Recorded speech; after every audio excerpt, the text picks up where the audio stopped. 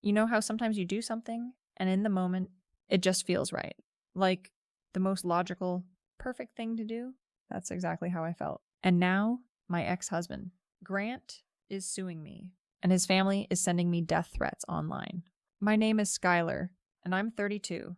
The whole thing started, like most of our fights did, with him being emotionally withdrawn and me feeling completely ignored.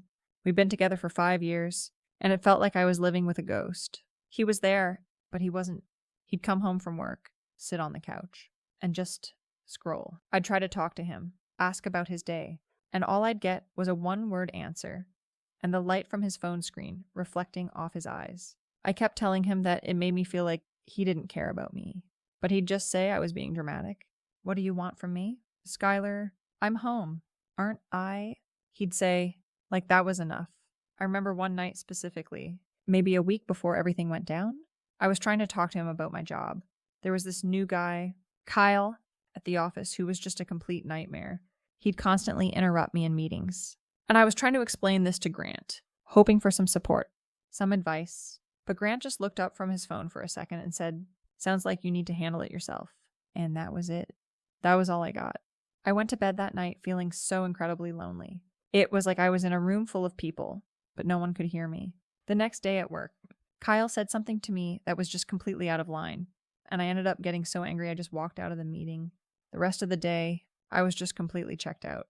Thinking about how I was dealing with all this alone, Grant always said I had a problem with my anger, that I was too emotional.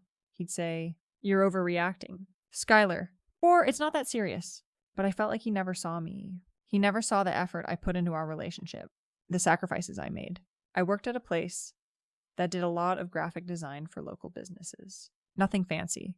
We were pretty comfortable, though. We had our own little starter home, a 2-bedroom on a quiet street. But even in our own home, I felt like a guest. I'd try to make things nice. I'd cook dinner, I'd clean, I'd plan dates, but it was all met with the same lukewarm response. He'd eat the dinner I made and say, "Good," then go back to watching his phone. It was like living with a wall. And then there was the whole thing with his mom. She passed away about a year before this all happened. It was sudden, and it hit Grant hard. She was his everything. And I got that. I really did. I tried to be there for him. I sat with him. I listened to him talk about her. I let him cry on my shoulder. I even let him keep her ashes in the living room, right there on the mantelpiece, in this ugly bronze urn. It was a constant reminder, a constant presence in our home. I hated it. It made the room feel heavy, like a tomb. But he said it made him feel close to her, so I let it slide. It was another thing I did for him, another sacrifice I made. He never once asked me if I was okay with it. He just put it there, and that was it. He would just get quiet and stare at it sometimes. I remember I walked in on him once, just sitting there in the dark, looking at the urn. It was creepy. The fight that night, the big one, started over something so stupid. I came home from work, and the kitchen was a mess. There were dirty dishes in the sink, food crumbs all over the counter, and I just snapped. I had spent the whole day at work dealing with Kyle being a complete jerk, and then I came home to this. I just felt like I was the only one who ever did anything in the house. I asked him, "Did you not think to clean up after yourself?" And he just said, "I was busy." He didn't even look at me. He was playing some game on his phone. "You were busy."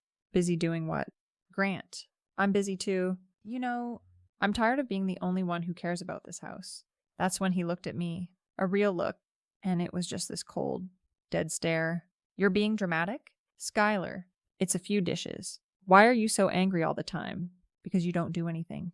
I feel like I'm your maid and your roommate, not your wife. You never talk to me. You never listen to me. I could be dying on the floor and you just tell me to handle it myself." I yelled, and I felt my face get hot. My hands started to shake. I was so angry, so hurt. He just stood up, put his phone down, and sighed. "You know what? I'm done with this. You're always looking for a fight. I'm just going to go for a drive." He reached for his car keys, and I felt this flash of pure, unadulterated rage. All the years of him ignoring me, of him dismissing my feelings, of him making me feel like I was crazy for wanting to be seen and heard. It all just came bubbling to the surface. I don't know what came over me. Maybe it was the fact that he was just going to leave again, just like he always did, leaving me to stew in my anger all by myself. I looked over at the mantelpiece, at the urn sitting there, like it owned the place, and something just clicked. I walked over to it, picked it up, and felt the weight of it in my hands. It was heavy, much heavier than I thought it would be. I looked at Grant, who was just standing there with his keys in his hand, a look of complete confusion on his face. "What are you doing?" "Skylar," he asked, and there was a hint of fear in his voice. "You're going for a drive," I said, my voice dangerously calm. "Go for a drive. But you're not taking her with you." And I threw it. I threw his mother's ashes, the entire urn, right at the wall. It hit with a horrible, dull thud and a crack. And the lid popped off. This cloud of gray dust, like fine sand, just exploded out of it. It went everywhere. It landed on the rug, on the couch, on the TV, on the window. I just stood there, breathing heavily, watching the dust settle. It felt liberating, like I had finally made him see me, like I had finally made him feel something. Grant just stared at the wall, at the pile of ashes on the floor, and he was completely silent. I thought for a second he was going to yell at me, that he was going to throw something back, but he didn't. He just picked up his keys, walked out the front door, and left. He didn't say a word. I stood in the middle of that room, surrounded by the physical remains of his mother, and I felt a weird sort of satisfaction. I had finally gotten through to him. He was finally going to have to deal with me, with my feelings, with our problems. He couldn't just escape me anymore. He didn't come back that night, or the next. The house was so quiet without him. It was a different kind of quiet, though it was a tense quiet, a waiting quiet. I didn't clean up the ashes. I just left them there, as a testament, a symbol of everything that had happened.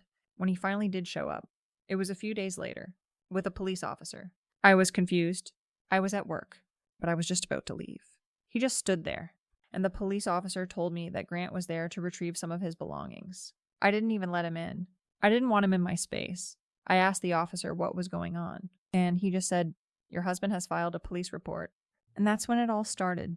I thought he was just being petty, that he was trying to get a reaction out of me. But then I got the papers. He was suing me for emotional distress and for the value of the urn and the ashes. I couldn't believe it. Who sues their wife over something like that? It was a low blow, a really low blow. And then the death threats started. Grant's cousins, his aunts, his dad, they all found me online. I woke up one morning to my social media being flooded with messages. "You're a monster. Skylar, you have no soul. Karma is you get it?" It was a lot of vitriol, a lot of anger, a lot of hate. His family was all over it. His aunts, these women who I had been to brunch with and who had seemed so nice, were now calling me a sick, twisted witch online. It was unreal. I just blocked them all. I didn't need that kind of negativity in my life.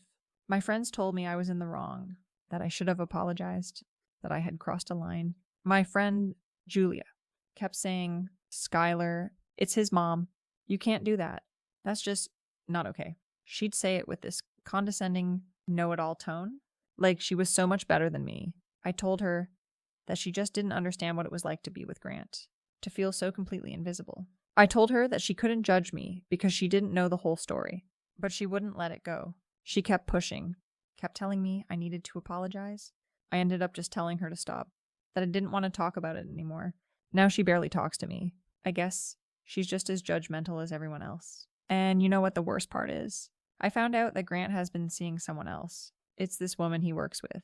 Some growth-oriented, therapy-loving, self-aware type who probably tells him all the right things. I saw them in the grocery store a few weeks ago. She was laughing, and he was smiling, really smiling. The kind of smile I hadn't seen in years. He didn't see me. I was just standing there, holding a bag of oranges, and I felt this sharp pang of something, not regret, just bitterness. I couldn't believe that he had moved on so quickly. I was the one who had to deal with the fallout, the lawsuit, the death threats, and he just gets to go on and be happy with some new girl. It's not fair. I guess some people would say I'm getting what I deserve, that I brought this on myself, but they don't get it. They don't get what it's like to live with a man who doesn't see you, who doesn't hear you, who doesn't care. They don't understand that I was just trying to make him feel something. I was trying to get him to see me. I was trying to get him to care. And now I have nothing. I'm alone. My friends are gone. And he's happy. And I have to deal with a lawsuit that's probably going to take everything I have. But you know what? At least he's not ignoring me anymore. At least he saw me. He finally saw what he did and what he made me do. And I don't regret that. I just regret that it didn't work. I regret that he's still gone. And now I'm just trying to figure out what to do next. My lawyer says I have a real fight on my hands, that he has a pretty good case. And I'm starting to think about what my life will look like if I lose I'll have to sell the house, maybe even declare bankruptcy. But even then, I won't apologize. I won't take it back. I won't say I'm sorry, because I'm not